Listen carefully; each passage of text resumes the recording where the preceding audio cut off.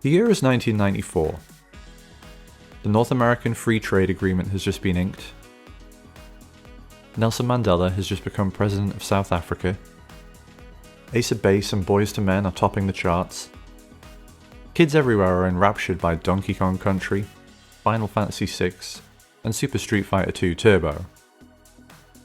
And on an unassuming corner of a strip mall in Indianapolis, Indiana, Blockbuster Video is preparing to launch a concept that they hope will revolutionize the world of entertainment forever. This is the story of Block Party.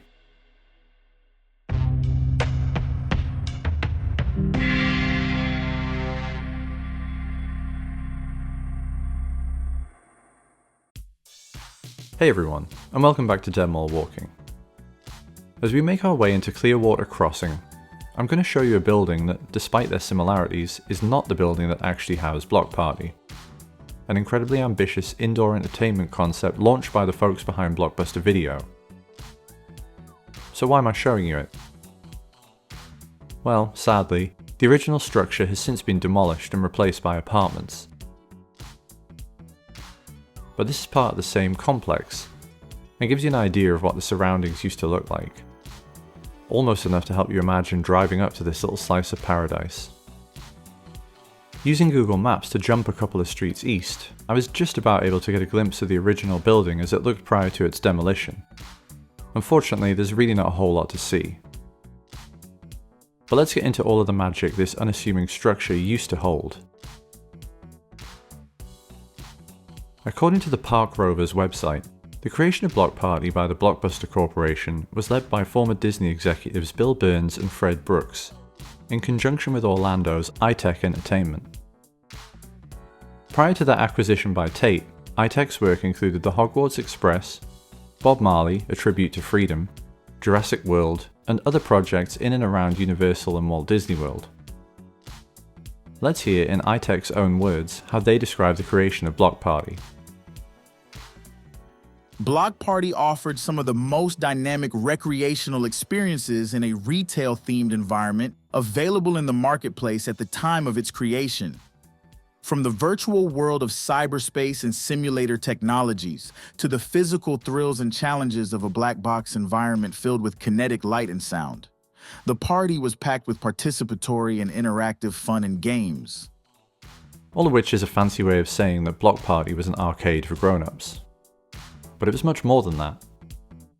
It featured indoor rides, 4D experiences, laser tag, a giant pinball machine, virtual reality games in the perfectly named Virtua Alley, Chef's Kiss, and gigantic play areas filled with ball pits and foam blocks. An LA Times article described it as a miniature Disneyland on steroids. And get this, unsupervised kids were banned from the property. For clarity, I should point out that the Indianapolis location wasn't the only Block Party the company opened.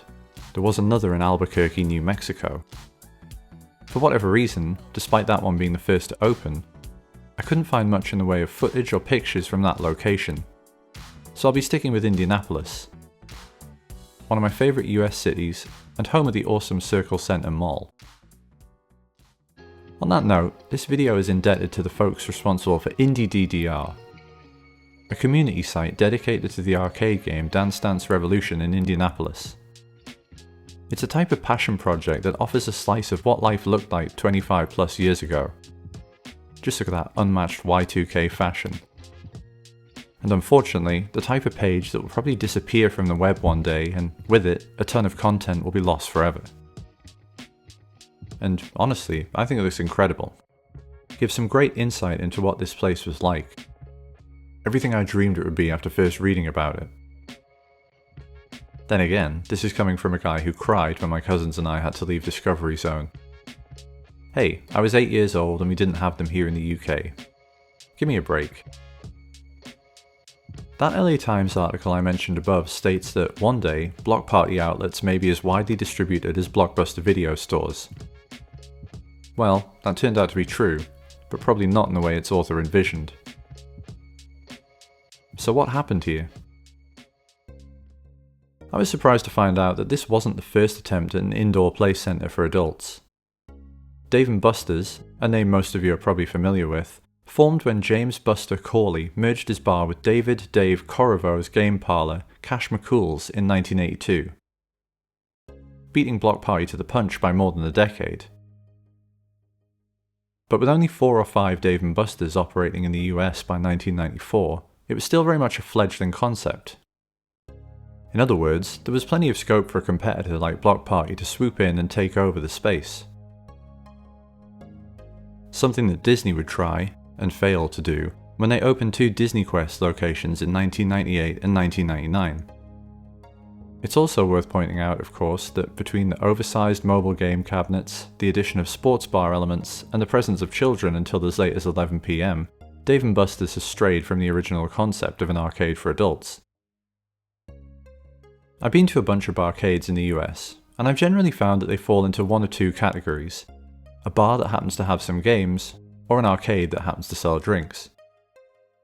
Despite the symbiosis that drove Buster's Bar and Cash McCool's game parlour together, these disparate elements aren't exactly perfect bedfellows. People who are drinking often get rowdy, and might end up being too rough with cabinets or spilling sticky drinks everywhere. Less than ideal for games that are expensive, sometimes even impossible to repair. Hardcore gamers, on the other hand, aren't necessarily known for their heavy drinking or hard partying antics, although there are always exceptions. It's a difficult balance to get right, and it's one that, from what I can see, Block Party really nailed. The presence of party and competitive games like Dance Dance Revolution and Daytona USA always seems to be a big help. But maybe the problem is that as people grow up, get married, have kids, they feel compelled to put away what they consider to be childish things. The drinking stays, but the gaming goes away. Block Party was too, in many ways, a victim of bad timing. The Nintendo 64 was unveiled in 1994, although it wouldn't launch until 1996, and was followed by the PlayStation 2 in the year 2000.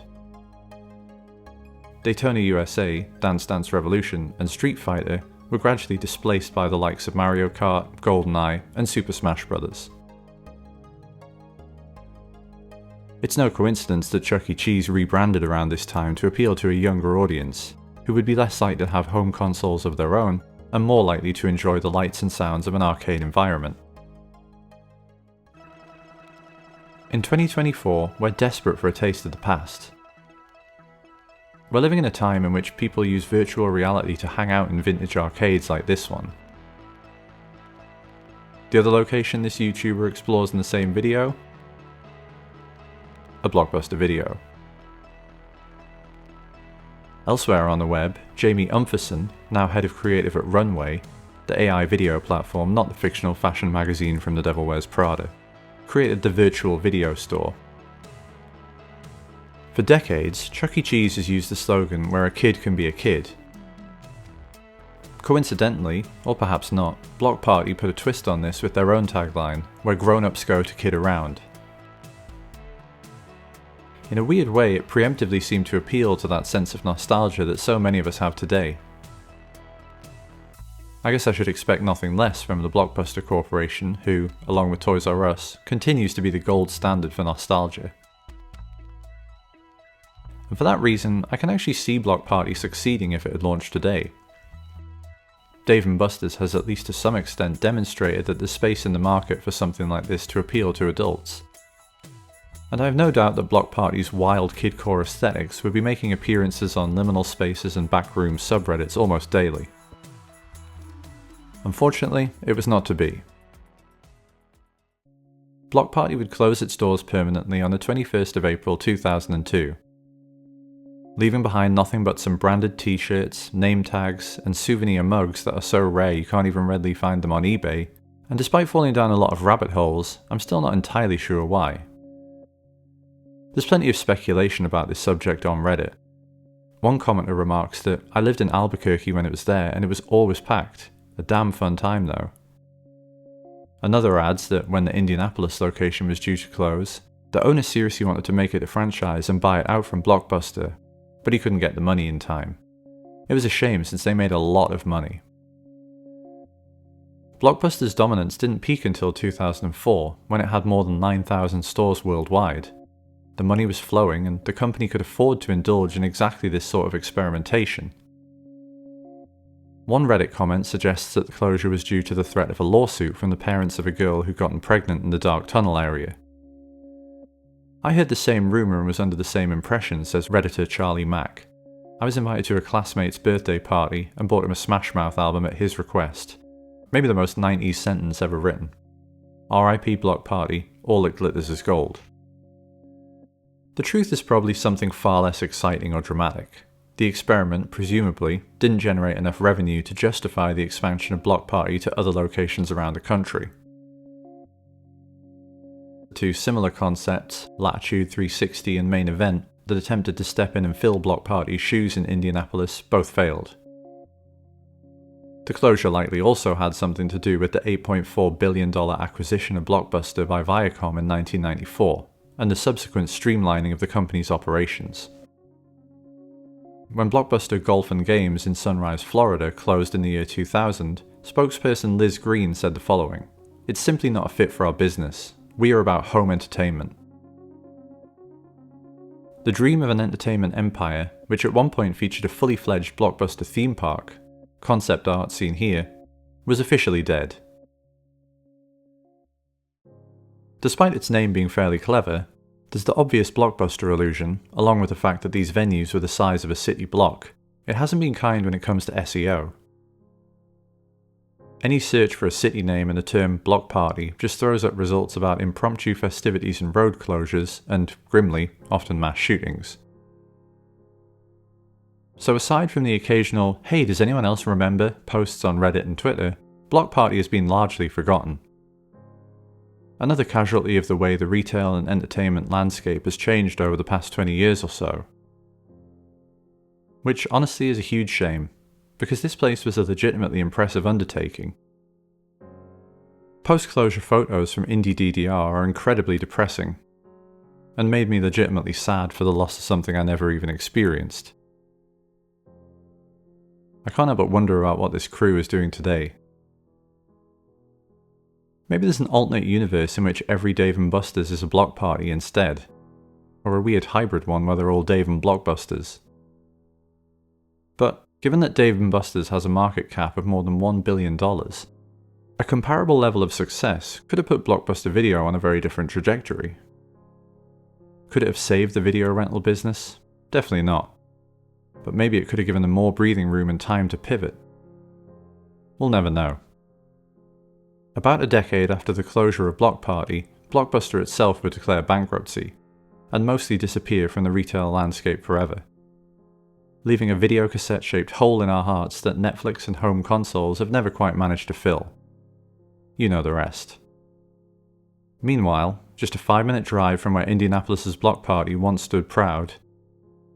What else? A Dave & Buster's. Thanks so much for watching.